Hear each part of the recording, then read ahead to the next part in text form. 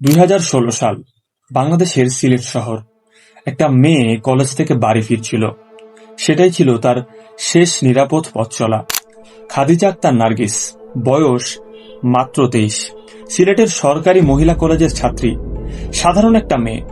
স্বপ্ন ছিল, লক্ষ্য ছিল, ভবিষ্যৎও ছিল। বাড়িতে একসময় গৃহশিক্ষক হিসেবে আসত বদরুল আলম, SUST এর ছাত্র এবং BCL এর নেতা।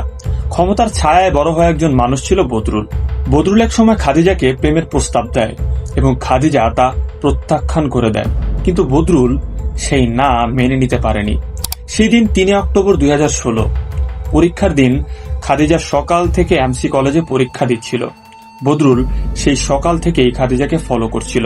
পরীক্ষা কেন্দ্রে বদরুল একটা কোল্ড ড্রিঙ্কস পাঠায় খাদিজার কাছে। খাদিজা সেটা ফেরত পাঠিয়ে দেয়।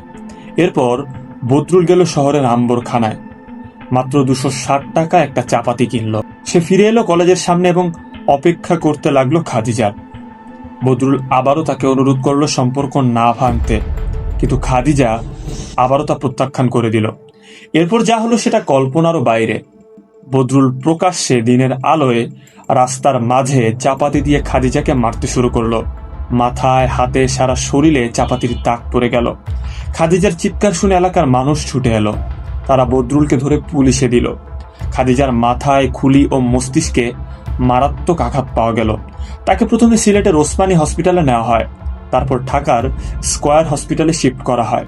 বদরুল আদালতে স্বীকারোক্তি দেয় সে ইচ্ছাকৃতভাবেই নাকি খাদিজাকে হত্যার চেষ্টা করেছে। আদালত বদরুলকে যাবজ্জীবন কারাদণ্ড দেয়। সেদিন খাদিজা বেঁচে গিয়েছিল, কিন্তু সেই রাতের সেই ক্ষত, সেই 260 টাকার চাপাতির দাগ সারা জীবন বহন করতে হচ্ছে খাদিজাকে। বাংলাদেশে প্রতিদিন কোনো না কোনো খাদিজা হাঁটছে কোথাও না কোথাও, এবং বদরুলের মতো কোনো না কোনো অমানুষ তাদের পিছু নিচ্ছে। এখন প্রশ্ন হলো, পরের খাদিজার জন্য কি আমরা প্রস্তুত আছি? সম্পূর্ণ ভিডিও জুড়ে ছিলাম আমি ইউসুফ আল আপন। আপনার জীবনের যদি কোনো গল্প শেয়ার করতে চান, পাঠিয়ে দিতে পারেন আমাদের ইমেইল অন কমেন্ট বক্স। আল্লাহ হাফেজ, সবাই ভালো থাকবেন।